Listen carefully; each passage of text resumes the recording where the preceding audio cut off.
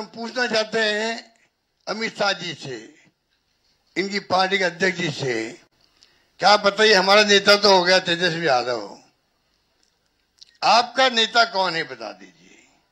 इससे काम नहीं चलेगा कि नीतीश कुमार के नेतृत्व में चुनाव लड़ा जाएगा। अगला मुख्यमंत्री का उम्मीदवार आपका कौन है ये उनको बताना पड़ेगा, ये हमारी मांग है। और मांग क्यों है? इसलिए है, आपने देखा महाराष्ट्र के अंदर जो शिंदे थे वो मुख्यमंत्री तत्कालीन, जंगल राज वालों को दूर रखेगा बिहार, पिछड़ों अति पिछड़ों के हितों को प्राथमिकता दी है। ये हमारी सरकार है जितने सामान्य वर्ग के गरीबों को 10% आरक्षण देने का महत्वपूर्ण निर्णय लिया।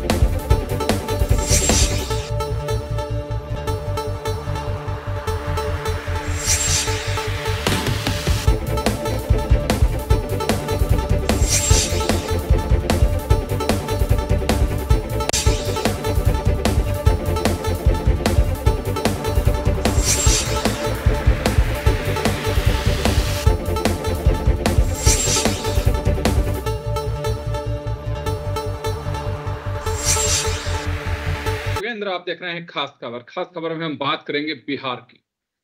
बिहार एक तरफ छठ मैया की धूम है, त्योहार की तैयारी है, तो दूसरी तरफ सियासी पर्व भी मनाने के लिए आतुर है बिहार। और 6 और 11 को मतदान, 14 को परिणाम। महागठबंधन दिवाली के दरमियान ही जो अफवाह की स्थिति बनी हुई थी, कई बार कहा जा रहा था कि मुख्यमंत्री कौन होगा महागठबंधन का, ये चलिए तय कर दिया गया है कि तेजस्वी यादव महागठबंधन के मुख्यमंत्री का फेस होंगे। कांग्रेस के ऑब्जर्वर और सीनियर लीडर अशोक गहलोत ने मीटिंग के बाद ये तय किया और मुकेश सहनी जिन्हें डिप्टी सीएम के लिए कहा गया है, एक डिप्टी सीएम रिजर्व रखा गया है, जो संभवतः अगर कुछ स्थिति बनती है तो कांग्रेस के खाते में जाएगा। तेजस्वी यादव मुख्यमंत्री का चेहरा होंगे। अब महागठबंधन आक्रामक है एनडीए पे कि पूछा जा रहा है कि मुख्यमंत्री कौन होगा, नीतीश को रिपीट करेंगे या कोई और होगा। इस बात को भी कोट किया जा रहा है कि अमित शाह एक संकेत दे चुके हैं कि चुने हुए विधायक तय करेंगे कि मुख्यमंत्री कौन होगा। यहीं से हमला शुरू होता है। प्रधानमंत्री की ताबड़तोड़ रैलियां शुरू हो चुकी हैं। अमित शाह और वर्तमान अभी जो सिटिंग मुख्यमंत्री हैं नीतीश कुमार, वो अभी चुनाव कैंपेन को संभाले हुए हैं। खैर, मुकाबला काफी रोचक कहा जा सकता है त्योहारी धूम के बीच। तो चलिए हमारे साथ इस पूरे मुद्दे पर चर्चा करने के लिए क्या इम्पैक्ट आएगा।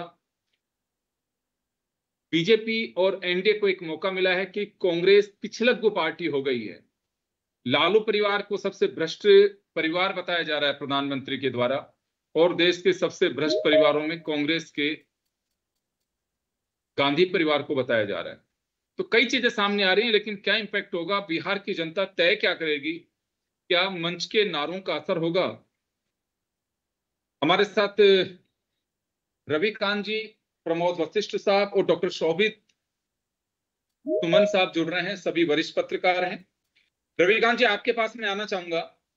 बिहार में इसमें तो कहीं कोई संदेह नहीं है, क्योंकि यूपी बिहार का इलेक्शन अपने एक अलग अंदाज का इलेक्शन होता है, जिसमें बिहार की बात करें तो सभी की निगाहें टिकी होती हैं जो सियासी गणित को समझते हैं। क्या रंग जमा हुआ है, और अगर एक बात पूछना चाहूं आपसे कि तेजस्वी के एनडीए का फेस बनाने के बाद में क्या कुछ चर्चाएं अब? जी, तेजस्वी को महागठबंधन का फेस बनाया गया है। जी, महागठबंधन का चेहरा बनाया गया है, मुख्यमंत्री का दावेदार बना दिया गया है। तो इससे बस यही होगा कि इसको और पहले करना चाहिए था, अगर करना ही था तो। इतने दबाव और इतने बातचीत के बाद अगर हो रहा है तो फिर ये तो विपक्षियों को हमला करने के लिए और मौका ही दी है कि अब यहाँ पर मुकेश सहनी का जिस प्रकार से जो बातें आई थी, तो ये पहले हो जाता तो जो सीट बंटवारा हो रहा था उस वक्त थोड़ा उनको राहत मिलता है। जब यही काम अभी करना था तो जो सीट बंटवारे के समय जो कचकच हुआ, इतना हो हल्ला मचा, वह नहीं होता, उसमें यह बचाव के मुद्रा में होते। मगर कई बातें तो जब एक एक सीट पर दो उम्मीदवार खड़ा कर दिए, उसके बाद इन सभी निर्णय पे पहुंचा गया, तो इसमें निश्चित तौर पर देरी हुई है तेजस्वी यादव की घोषणा में। और जो मांगे थी, जो आज मान रहे हैं, वो 1 महीना पहले मान लेते तो उनके सीट शेयरिंग और जो एनडीए का जो मनोबल बढ़ा वहां पर, जैसे ये इन लोगों का खबरें आई और अलग अलग प्रेस विज्ञप्ति में एक ही सीट पर 2 नाम जो चला दर्जनों सीट पर, तो ये नहीं होता, ये पहले होना चाहिए था अगर करना आज था तो।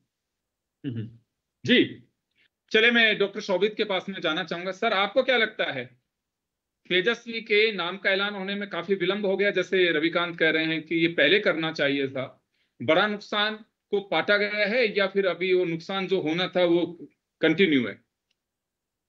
जी बिल्कुल, तेजस्वी जी के नाम में तो लोग तो जान रहे थे कि यह औपचारिक रूप से भले ही ऐलान नहीं हुआ हो कि तेजस्वी ही मुख्यमंत्री के दावेदार हैं, लेकिन अनौपचारिक रूप से सब यह मान रहे थे। लेकिन जनता में जो है एक संदेश जाना बहुत बेहद जरूरी होता है, खास करके जो तेजस्वी का वोट बैंक है, एम वाई समीकरण जिसकी वो बात करते हैं, हालांकि अब तो वो जो ए से जेड की भी बात करने लगे हैं, तो उसमें एक मैसेज जाना जरूरी था कि तेजस्वी ही इस बार मुख्यमंत्री के उम्मीदवार हो रहे हैं। और यह घोषणा जो है नहीं हो रही थी, इसमें यह भी देखा जा रहा था कि यह घोषणा इसलिए नहीं हो रही है क्योंकि आईआरसीटीसी के मामले में वो चार्जशीटेड हैं, और हो सकता है कि अगर उनकी घोषणा के बाद वो अगर परिणाम आ जाते तो हो सकता है तेजस्वी को जेल जाना पड़े। ऐसे में महागठबंधन यह क्या कहती लोगों के सामने कि हमारा जो मुख्यमंत्री पद का उम्मीदवार है वो अब जेल जाने वाला है। तो ऐसे में जो है महागठबंधन में जो है कांग्रेस भी यह नहीं चाह रही थी कि जो है तेजी, सबसे पहले जो है कांग्रेस ही यह नहीं चाह रही थी कि तेजस्वी के नाम का ऐलान हो। और जहां तक अब ऐलान होने के बाद की बात है, तो जो पहला चरण है बिहार का, जो 6 तारीख को जो चुनाव होने वाला है, उसमें यह बिल्कुल दिख रहा है कि जो एज जो है वो एनडीए की ओर पलड़ा भारी दिख रहा है। क्योंकि आप देखेंगे तो अगर अब हालांकि नतीजे जो भी आएंगे तो उसमें दूसरे चरण की भी सीटें शामिल होंगी, लेकिन पहले चरण की मैक्सिमम सीटों पर जो है एनडीए बढ़त दिखाई दे रही है।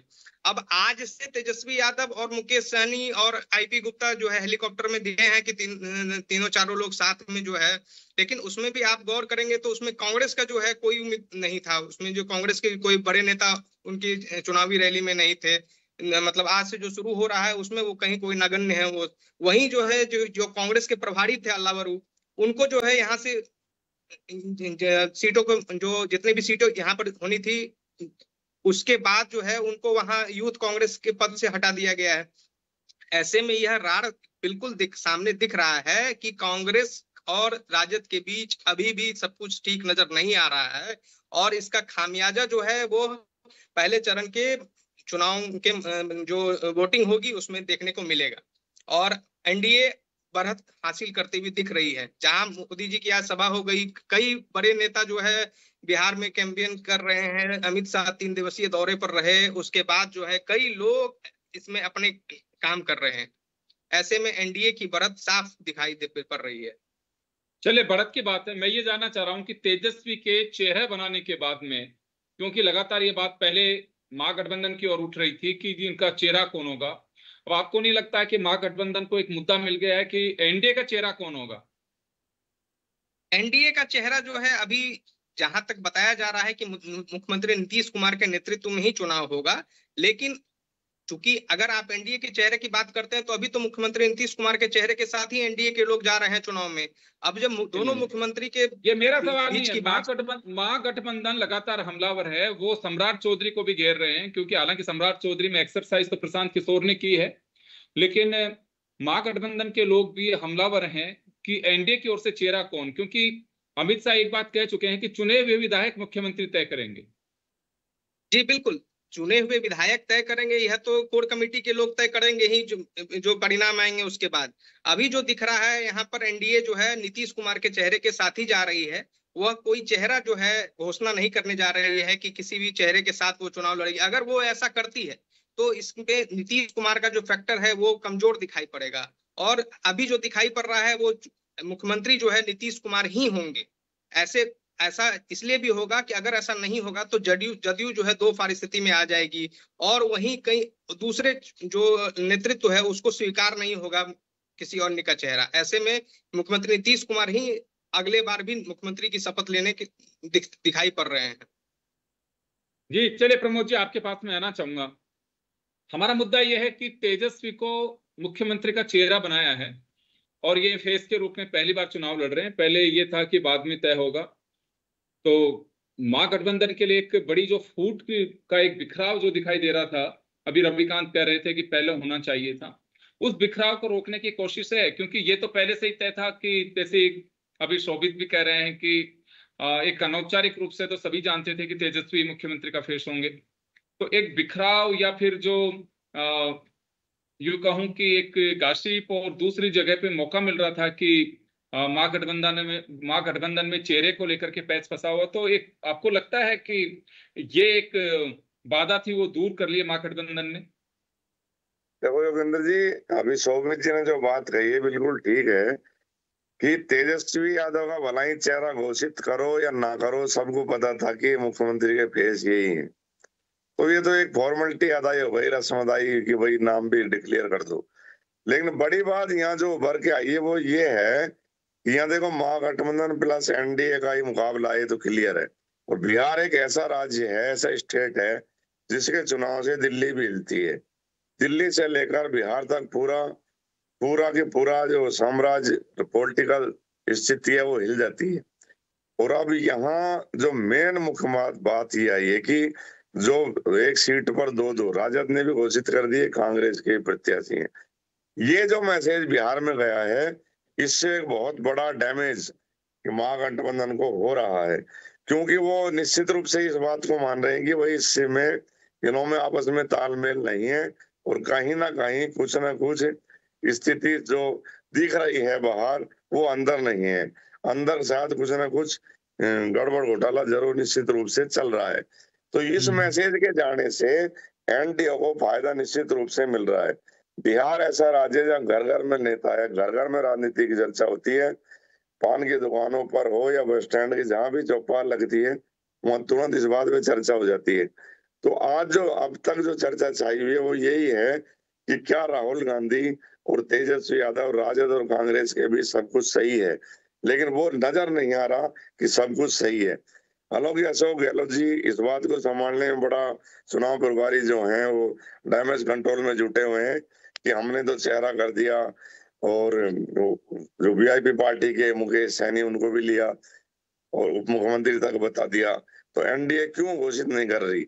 लेकिन एनडीए भी बड़ी स्ट्रेटेजी से काम हो रहा है, क्योंकि वो नहीं चाहते कि चिराग पासवान भी नाराज हो जाए, या वो नहीं चाहते कि और कोई स्थिति संकट खड़ा हो जाए। जब मामला चल ही रहा है, जब ठीक ठीक से चल रहा है सारा, क्योंकि ऐसा कोई जदयू भी बड़ा दबाव नहीं बना रहे कि आप चेहरा घोषित करो, या नीतीश कुमार जी के ये भी नहीं घोषित, मतलब दबाव वाली कोई स्थिति यहाँ नहीं आ रही है।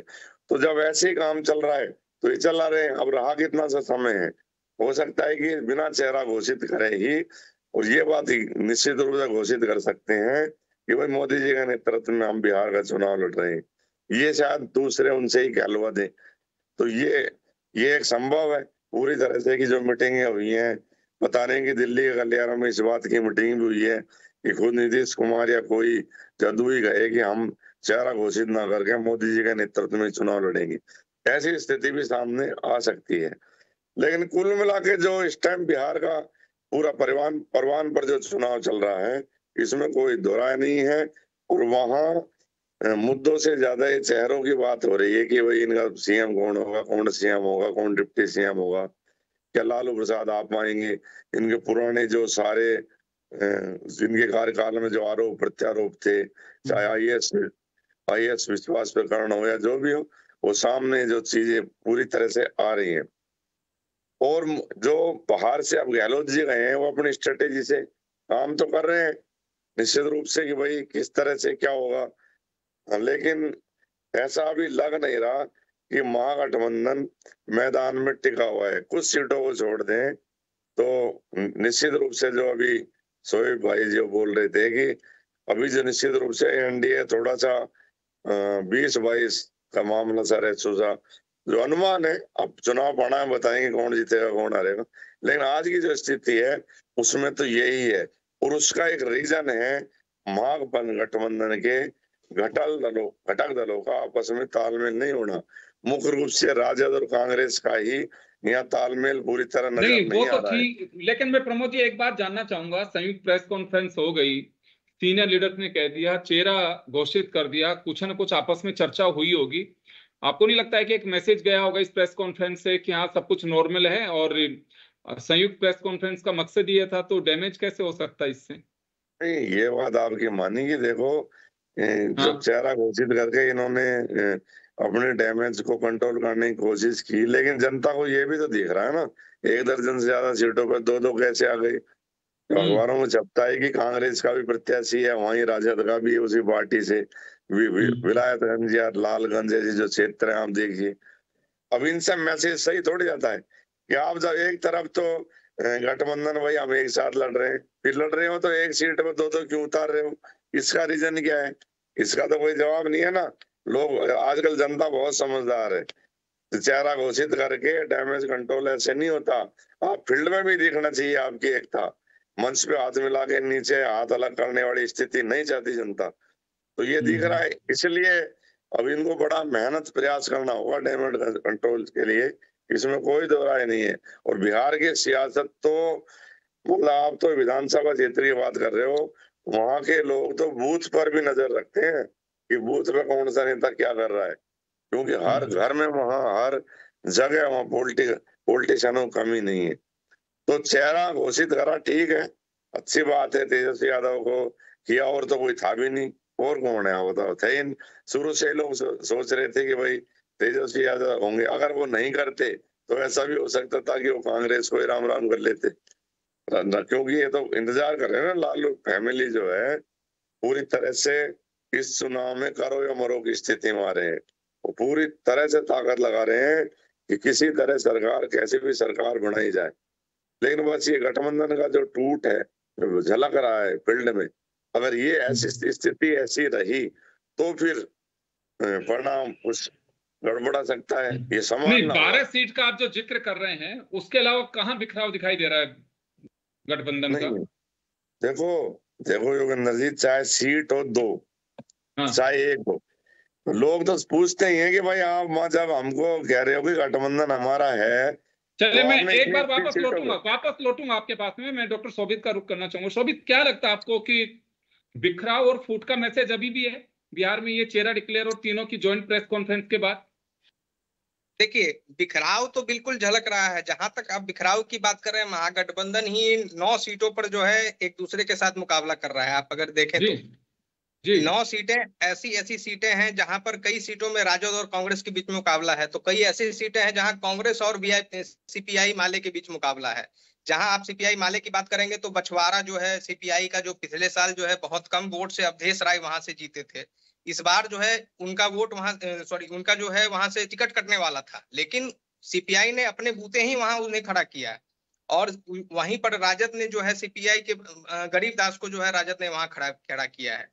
ऐसे में कई ऐसी सीटें हैं, आप नरकटियागंज कह लें, कहलगांव। नरकटियागंज में ये स्थिति थी कि भाजपा के जो अभी जो सिटिंग एमएलए थी, वो वहां से बागी हो गई थी, उन्हें भाजपा द्वारा इस बार टिकट नहीं मिला था। लेकिन कल शाम में जो है संजय जायसवाल द्वारा उनको जो है समझा कर जो है उनको वापस बैठा दिया गया, उनका नामांकन वापस कर दिया गया। ऐसी स्थिति एनडीए में दिखाई पड़ती है कि वो अपने कैंडिडेट को समझा बुझा कर लेके चले जाते हैं, लेकिन महागठबंधन में ये स्थिति क्यों नहीं पैदा होती है? आखिर महागठबंधन के लोग क्या संदेश देना चाहते हैं जनता के बीच में कि वे, अगर आप 8-9 सीटें महत्वपूर्ण रखती हैं कि आप 9 सीटों पर एक दूसरे के साथ मुकाबला कर रहे हैं, एनडीए में यह स्थिति तो कम से कम नहीं दिखाई पड़ रही है कि वो एक दूसरे के साथ ही जो है फाइट कर रहे हैं।